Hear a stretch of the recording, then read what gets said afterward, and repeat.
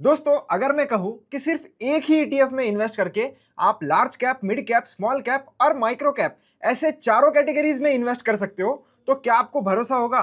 तो आज हम बात करने वाले हैं एक ऐसे ईटीएफ के बारे में जो इन चारों कैटेगरीज में इन्वेस्ट करने के लिए आपको हेल्प करता है। उसका नाम है angel one Nifty total market index ETF. अब ये जो ईटीएफ है, ये ऑलमोस्ट 750 स्टॉक्स में इन्वेस्ट करता है और अगर आप इसका प्राइस देखोगे तो वो सिर्फ और सिर्फ 12 या 13 रुपए के आसपास चल रहा है। तो आज हम इस ईटीएफ को इन डिटेल में स्टडी करेंगे, एनालाइज करेंगे और देखेंगे कि क्या ये ईटीएफ आपके लिए सही है और कौन से टाइप ऑफ इन्वेस्टर्स को इसे चूज करना चाहिए। तो एनालाइज करने के लिए मैंने कुछ वेबसाइट्स की हेल्प ली है। एक है ग्रो का ईटीएफ स्क्रीनर, जिसमें आप देख सकते हो कि इसको लिस्ट हुए सिर्फ और सिर्फ 10 महीने हुए हैं। मतलब ये जो ईटीएफ है ये ओपन हुआ था कुछ मार्च 2025 में और अभी दिसंबर महीने में अगर आप इसके रिटर्न्स देखोगे, अब तक ये ईटीएफ 20% से भी ज्यादा का रिटर्न दे चुका है पिछले 10 महीनों में। मार्केट्स इतना अंडर परफॉर्म करने के बावजूद इस ईटीएफ ने इस साल में बहुत ही अच्छे रिटर्न्स बनाकर दिए हैं। नीचे अगर आपको इसकी एनएवी देखनी है तो 31 दिसंबर के हिसाब से इसकी एनएवी क्लोज हुई है 12.05। एनएवी का मतलब जिनको नहीं पता है, एनएवी यानी कि नेट एसेट वैल्यू। तो अगर आपको ईटीएफ को खरीदना या बेचना है तो आप उसे इस वैल्यू पर खरीद या बेच सकते हो। आपको अगर इसमें एसआईपी करनी है तो वो भी आप कर सकते हो। 1000 रुपए से एसआईपी आपको करने के लिए इसमें मिल जाएगी।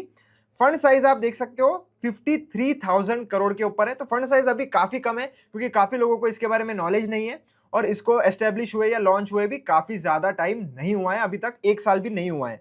इसमें अगर आप इसके होल्डिंग के स्टॉक्स देखोगे तो इसमें बहुत सारे स्टॉक्स हैं, जिसमें 753 स्टॉक्स है ऑलमोस्ट। और सबकी अगर आपको होल्डिंग देखनी है कि कौन से में कितनी है तो आप सी ऑल करके ये सारे स्टॉक्स की जो लिस्ट है वो देख सकते हो। इसमें आपको लार्ज कैप्स भी मिलेंगे, मिड कैप्स मिलेंगे, स्मॉल कैप्स मिलेंगे और कुछ माइक्रो कैप्स भी मिलेंगे। मतलब जो बहुत ही जो छोटी कंपनीज है जिनमें बहुत ज्यादा ग्रोथ पोटेंशियल होता है वो वाली कंपनीज भी मिलेगी।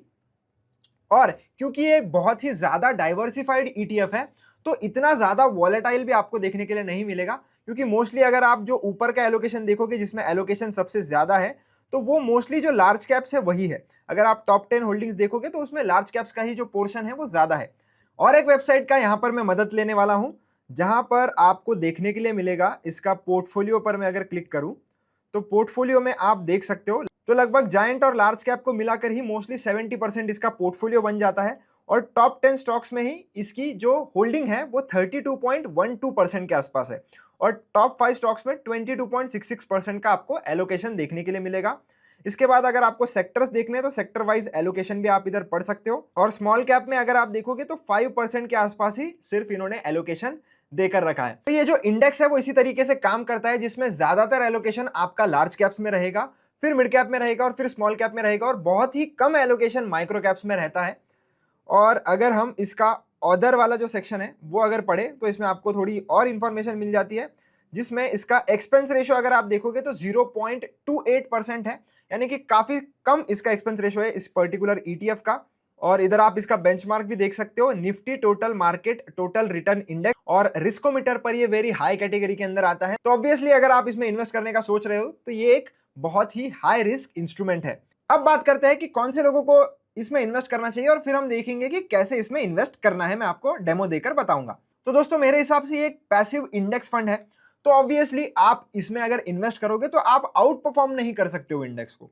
तो जिनको भी एक पैसिव इंस्ट्रूमेंट चाहिए अपने पोर्टफोलियो में, ज्यादा झंझट नहीं चाहिए, वो लोग मॉनिटर नहीं कर सकते, उन लोगों को ज्यादा टाइम नहीं है मार्केट्स को मॉनिटर करने के लिए, पर अपना जो एलोकेशन है वो सब कैटेगरीज के अंदर वो रखना चाहते हैं और एक ईटीएफ के थ्रू अगर वो रखना चाहते हैं तो ये पर्टिकुलर ईटीएफ 5 साल से ज्यादा के लिए अगर आप इन्वेस्ट करना चाह रहे हो तो उसके लिए अच्छा है, क्योंकि अभी के हिसाब से अगर आप इसके एसेट्स अंडर मैनेजमेंट देखोगे तो ये काफी कम है और फिलहाल टोटल मार्केट इंडेक्स का ये एक ही ईटीएफ अवेलेबल है।